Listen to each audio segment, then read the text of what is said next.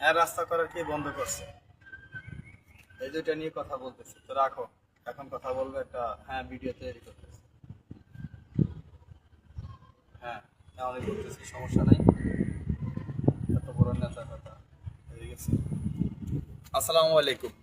নীলকমলে নীলকমলে প্রায় আজকে আমার জানা মতে জন্মের পরে তো 32 বছর, আমার বয়স বর্তমান 33 পারে।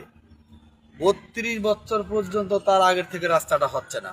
বিএনপি আসলো, আওয়ামী লীগ আসলো, আবার বিএনপি আসলো, এই রাস্তার সকল রাস্তা হয়ে গেছে, এই রাস্তাটা শুধু হয় নাই। এখন বর্তমান বিএনপি সরকার, ওইখানে প্রায় 95% বিএনপি ওই নীলকমল এলাকায়। এই নীলকমল এলাকায় 95% বিএনপির মধ্যে থাকার কারণেও বিএনপি ক্ষমতা যখন ছিল তখনও করে নাই। তো যা হোক, আমাদের এই ভাগ্যচক্রের কারণে